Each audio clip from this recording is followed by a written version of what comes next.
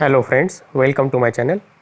आज हम बात करेंगे आईएफसीआई की, जो एक गवर्नमेंट होल्डिंग्स पेनी स्टॉक है और पिछले कुछ दिनों से ये एक मल्टी बैगर स्टॉक के नाम से मार्केट में ट्रेंडिंग है। हालांकि पिछले 5 महीनों में ये स्टॉक दोगुना हो चुका है।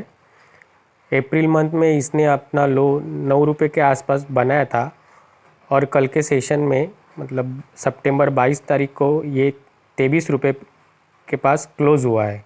तो इतना रिटर्न देने के बाद भी ये और ऊपर कहाँ तक जा सकता है? क्या ये सच में मल्टी बैगर हो सकता है? चलो देखते हैं। तो बात करते हैं कंपनी के बारे में। ये एक गवर्नमेंट होल्डिंग फाइनेंस कंपनी है जो रोड, टेलीकॉम्स, एयरपोर्ट्स जैसे इंफ्रास्ट्रक्चर और उससे रिलेटेड इंडस्ट्रीज़ में फाइनेंस प्रोवाइड करती है। Adani Mundra port, Goa international airport, Raichur power, ये कुछ प्रोजेक्ट्स उसके मेजर प्रोजेक्ट्स में से एक है। अगर इसके फंडामेंटल्स के बारे में बात करें तो 5,000 करोड़ की कंपनी है। 23 रुपये पे लास्ट क्लोजिंग है, 10 रुपये की फेस वैल्यू पे ट्रेड कर रहा है। इसकी बुक वैल्यू 17 रुपये है। आरओसी और आरओई में कुछ दम नहीं है।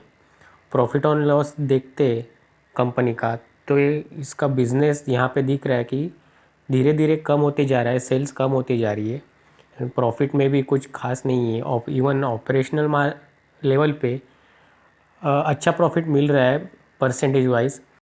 लेकिन डिडक्शन और टैक्सेस के बाद अगर नेट प्रॉफिट की बात करें तो ये कंपनी कंटिन्यूसली 2017 से लॉस मेकिंग ही रही है।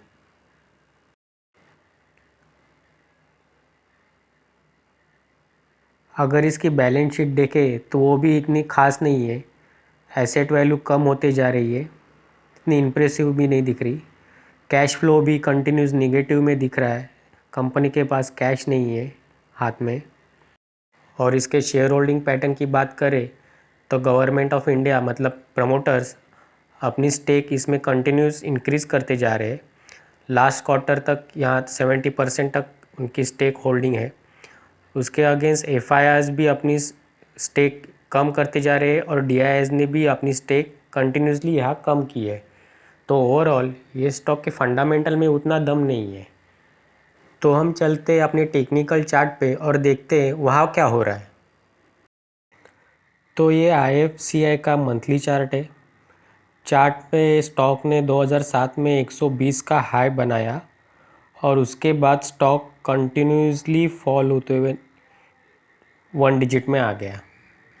2020 के मार्केट क्रैश के बाद स्टॉक अभी एक रिसेंटली स्मॉल अप ट्रेंड में है, जहाँ पे उसने 3 रुपये से 17 रुपये तक की रैली दी, फिर 9 रुपये तक वापस आ गया और अभी रिसेंटली एक बड़े कैंडल के साथ 23 रुपये तक पहुँच चुका है। तो अगर हम नोटिस करें चार्ट पे तो स्टॉक प्राइस ने 2007 से लेके 2018 तक 15 से लेके 18 रुपये का जो लेवल है वहाँ पे हमेशा सपोर्ट लिया है, उसको कभी ब्रेक नहीं किया। ये स्टॉक का एक स्ट्रॉन्ग सपोर्ट जोन था।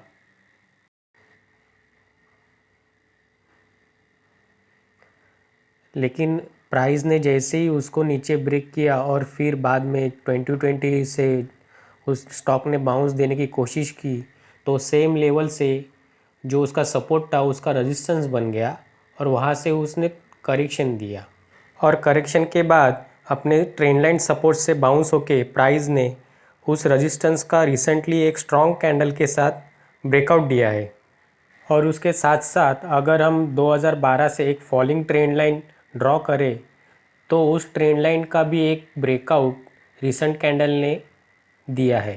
तो टेक्निकल लेवल पे प्राइस ने रिसेंटली दो बड़े रेजिस्टेंस का ब्रेकआउट एक स्ट्रॉन्ग कैंडल से दिया है और ये ब्रेकआउट वॉल्यूम सपोर्टेड है, मतलब ब्रेकआउट के वक्त एक अच्छा खासा वॉल्यूम इंक्रीज़ हुआ है। तो हम मान सकते हैं कि ये एक वैलिड ब्रेकआउट है और स्टॉक फिर से एक बार अब एक फ्रेश अपमूव के लिए तैयार हो रहा है। तो ये ऊपर कहाँ तक जा सकता है? तो चार्ट पे उसका जो अभी नेक्स्ट रेजिस्टेंस है वो आ रहा है 32-33 लेवल के आसपास, यानी करंट प्राइस से 40 से 50% और ये लेवल भी अगर वो अपसाइड में ब्रेक करता है तो नेक्स्ट उसका रेजिस्टेंस लेवल निकल के आता है वो 42-43 के अराउंड। मतलब यहाँ से ऑलमोस्ट 100% का रिटर्न यहाँ से मिल सकता है। इसी तरह अगर स्टॉक कंटिन्यूस अप ट्रेंड में रहा तो उसके नेक्स्ट लेवल होंगे 50, 60 और उसके बाद 80 तक ये स्टॉक जाने की क्षमता रखता है।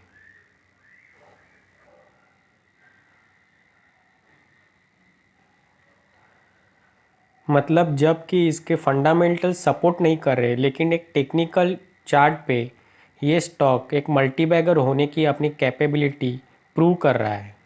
अब ये स्टॉक में कितना रिस्क है और कितना कैपिटल इन्वेस्ट करना चाहिए। ये स्टॉक का ब्रेकआउट जोन 17 रुपये से 19 रुपये के बीच में है, तो अगर आप एक स्मॉल स्टॉप लॉस लगाना चाहते हैं तो वो भी 17 के नीचे मंथली क्लोजिंग कैंडल पे आ जाएगा, जो कि करंट प्राइस से 25% का स्टॉप लॉस हो जाता है।